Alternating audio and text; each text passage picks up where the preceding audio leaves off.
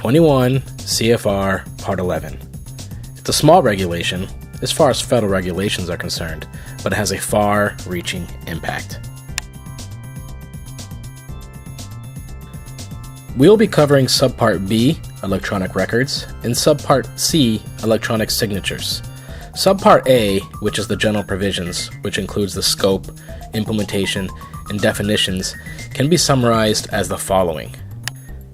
Everything we'll be discussing here is part of electronic records and electronic signatures, applies to any record as part of any agency regulation. And when we say agency, we're referring to the Food and Drug Administration. So, with that said, let's lay it out.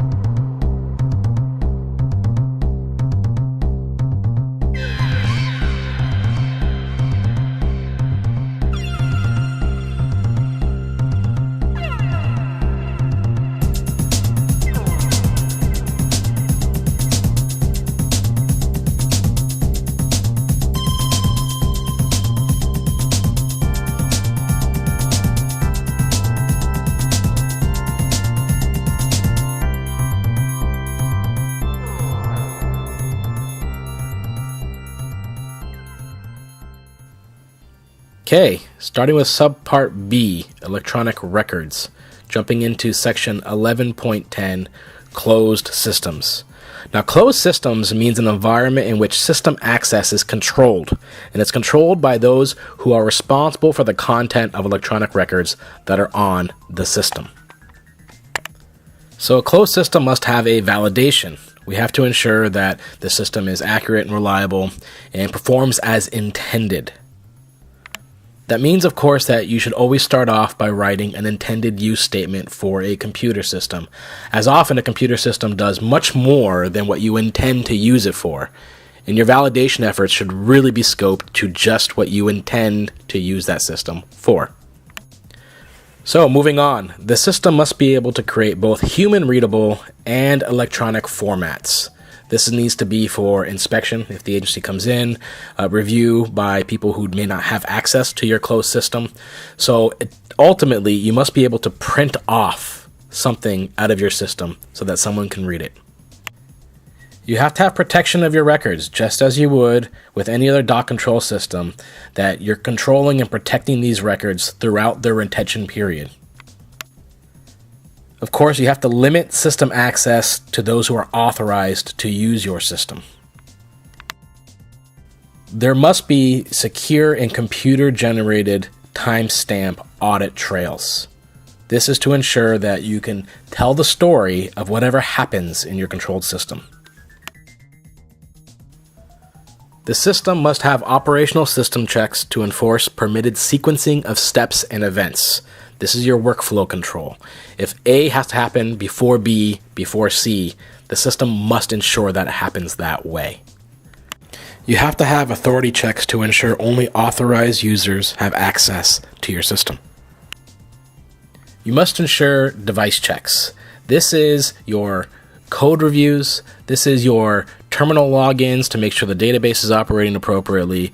This is whatever it is that generally is not used as the front end.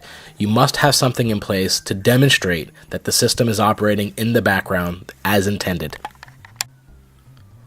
You have to ensure that anyone who's interacting with the system, developing, maintaining it, using electronic records, have appropriate education, training, and experience, just as you would with any standard process. And as with any standard process, you must have written policies or procedures that hold individuals accountable for what they're doing when they interact with the system. Lastly, you have to have appropriate controls over systems documentation. This is your standard doc control for the distribution of the software code, of the audit trails. Those all have to be locked down, just as you would any standard operating procedure or any other quality record. Now, moving on to section 1130. These are controls for open systems. Now, an open system means it's an environment in which system access is not controlled by those who are responsible for the records that are being stored there. This refers generally to view-only situations where people are reviewing records which are part of a controlled system. So the controls for open systems basically states that all the controls we define for closed systems, if they apply, you should apply them to the open system. That's it. Okay, moving on to 1150, signature manifestations. All signatures need to state the name of the signer, the date and time when the signature was executed, and the meaning, such as what's being signed. Is this a review? Is it a approval? Is it an authorship? Whatever that is, it must be defined there. Now, it's important to state that these three things, the name, the date and time, and the meaning, these are all a record. These are quality record, and they must be maintained as such. Moving on to 1170, signature and record linking. Now, an electronic signature, just as a handwritten signature would be, must be linked to an electronic record, okay? Linked to that one electronic record. So I can't take that e-signature and apply it to a different record and then another one. There's one signature for one record. That's it. That concludes subpart B. So let's move on to subpart C, electronic signatures. Okay, section 11-100, general requirements. So, for electronic signature, it shall be unique to one individual. Okay, it can't be reused by multiple people. Additionally, before an organization gives someone that electronic signature, they have to verify the identity of that individual. Additionally, before an organization uses any kind of e-signature, e-record system, they must certify in paper to the FDA that these e-records, these e-signatures, are legally binding equivalents of traditional handwritten signatures. So let's get down into the core of e-signatures, section 11-200. Signatures must employ at least two distinct components. This is an identification code and a password. This is traditionally your username and password. Now, if in your system they type in their username and password and then sign 5 things in a row, for each of those 5 things, the only thing that's additionally required each time they sign is the password. Now, if they're signing something in a non-continuous way, such as they sign something once and then stop and then sign something else, both the username and the password, both the identity code and the password, are required for each signature. Also, the system must be set up so that if someone's attempting to use someone else's signature, it requires at least 2 people collaborating. So ultimately, if someone's trying to hack your system, they can't do it alone. So all these things apply to non-biometric signings. This is when you type in something. For a biometric, this is your fingerprint, this is an eye scan, anything that's associated with an individual's biologics.